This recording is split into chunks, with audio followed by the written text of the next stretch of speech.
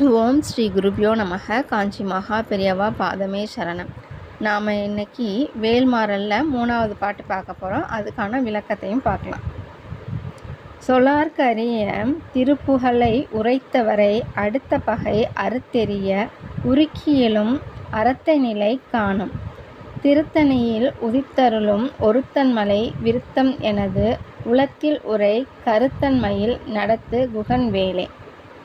வில்லுக்கு ராமன் என்றால் சொல்லுக்கு அருணகிரி என்று சொல்வார்கள். ராமன் அம்புகள் எப்படி குறி தப்பாமல் செல்லுமோ அதுபோல அருணகிரியாரின் சொல் முருகனின் நெறி தப்பாமல் செல்லும். அவரை போல் கவி பாடி கந்தனுக்கு சொல் மாலை சூடியவர்கள் யாரும் இல்லை. அவரிடம் முருகன் சும்மா இரு என்றார். பொங்கும் கவிகளை அவர் நாவில் முருகன் வேலால் வடித்த பின்னர் எப்படிதான் சும்மா இருக்க முடியும்? அதனால் அவரே அதற்கு விளக்கம் தருகின்றார்.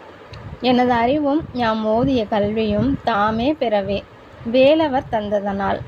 அதாவது முருகன் எனக்கு அறிவும் கல்வியும் தந்தது எதற்கு என்றால், அவளை பற்றிய கவிகள் நான் பாட வேண்டும், அது அவனுக்கு அவசியம் என்பதால் எனக்கு தந்தான் என்கின்றார். இனிப்பு சுவை இன்று பலருக்கும் தடுப்பு சுவையாகிவிட்டது. ஆயினும் திருப்புகழ் இனிப்புக்கு மட்டும் எந்த மருத்துவமும் தடுப்பு மருந்து தரவில்லை. அத்தகைய திருப்புகழை பாடிய அருணகிரிநாதரை இந்த பாடல் வரிகள் சிறப்பிக்கின்றன. அதுதான் நமக்கு வரும் பகைகளை எல்லாம் அறுத்தெறியும் என்கின்றார். முருகனை பற்றி பாடிய திருப்புகழை கேட்டால் சோம்பல் கொண்டவனையும் ஆம்பல் மலர் போல அரும்ப செய்யும். ஹரஹர சங்கர, ஜெய ஜெய சங்கர.